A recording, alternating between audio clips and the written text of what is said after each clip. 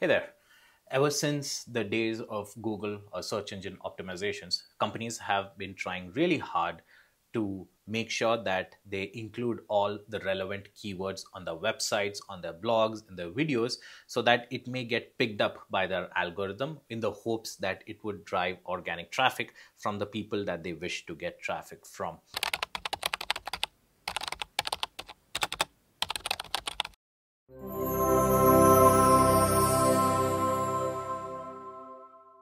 Keyword research has become in recent times even more important, especially for online sellers, where certain keywords included in the product listing or in the product in which it shows can determine the success or failure of the product. But it is very important for sellers to understand that it goes much deeper. It is an art and a science. It is very important to understand the foundations or the different aspects behind why keyword research is important and how it can impact the success or failure of your Amazon store. And so here are the different aspects of keyword research. Now, to start off with, the first aspect of keyword research is to literally keyword research, to use tools to identify relevant keywords, their search volume, their relevancy, and take a decision on what keywords can be included in your product listing. Let's say you are selling t-shirts. Now, a high search volume keyword would be the keyword t-shirt because that's what people would be searching for. There could also be other keywords like shirts or apparel or formal t-shirts or formal shirts or whatever it is. So there are a list of thousands of possible combinations and permutations of words that can be used to describe a same product, and that can be used to not just describe the product but use of the product as well. For example, men's gift could be a relevant keyword if I was selling the shirt. So it's very important to understand the different aspects of it. One of the easiest way to understand keywords is through search volume. If there is a keyword that people are searching a lot for, that means you would hopefully want to include that keyword in your listing. Problem is that everyone is thinking along the same lines. Every person who's selling a t-shirt will have the word t-shirt in their listings even multiple times.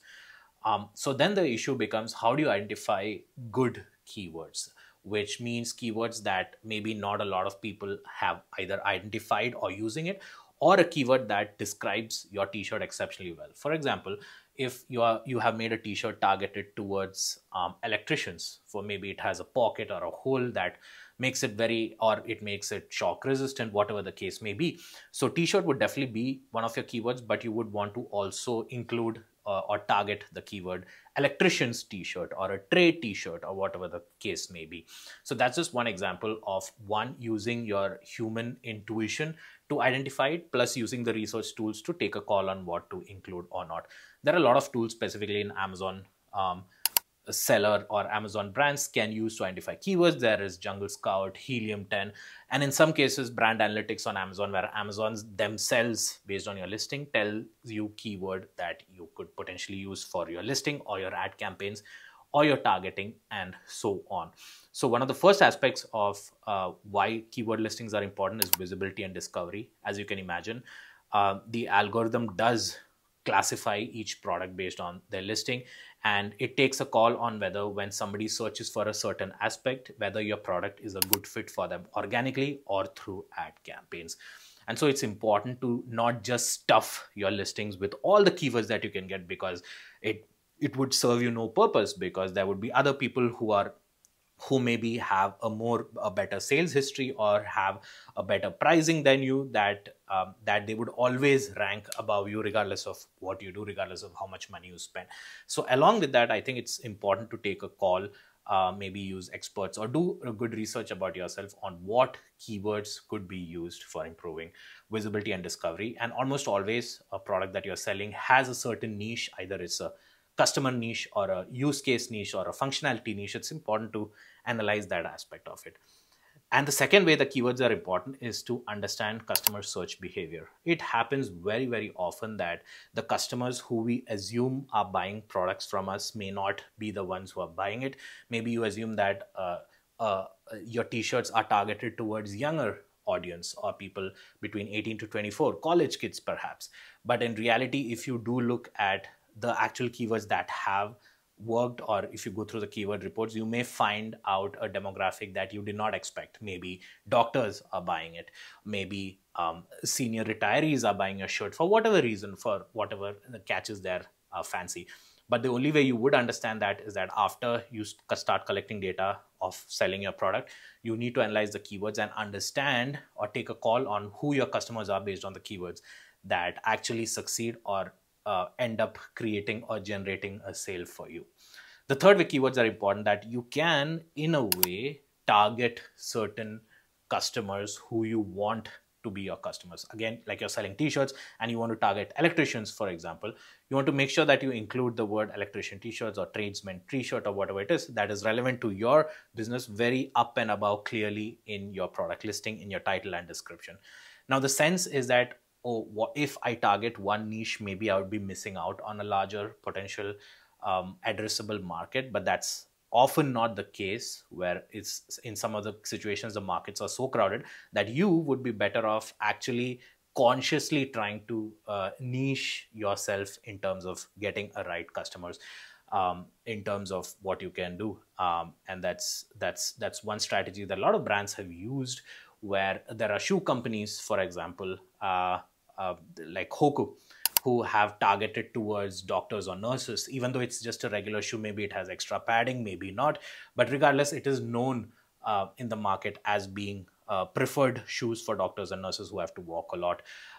Companies like Noble have made strides in being known in the market as a brand of shoes that is used by people who do HIIT or are HIIT enthusiasts, high intensity training.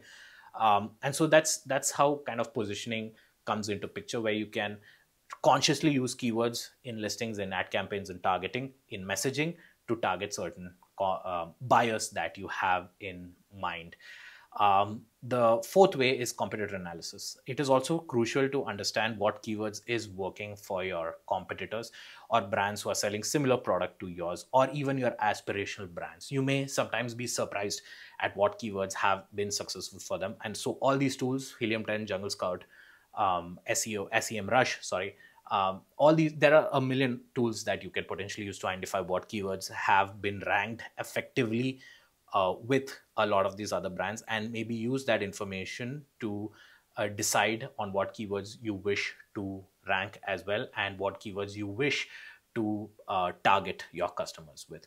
And finally, the importance of keywords comes in continuous optimization. Now, one must realize that the search volume, the way that consumer behavior works, especially in the online space, keeps changing constantly. So even if you have identified a set of 5 keywords, for example, that has worked exceptionally well for your product, it may be the case that maybe 2, 3, 4 weeks down the line, it may not continue to work. Maybe there are more competitors coming in. Maybe the whole consumer behavior has changed. Whatever the reason may be, it is very important to continuously improve your listing, your ad campaigns, your targeting, your messaging, to match with the data that you're collecting in terms of the keywords that is working and that is prevalent in the market. Especially your competitor keywords can give you really useful insights on how you can position your product.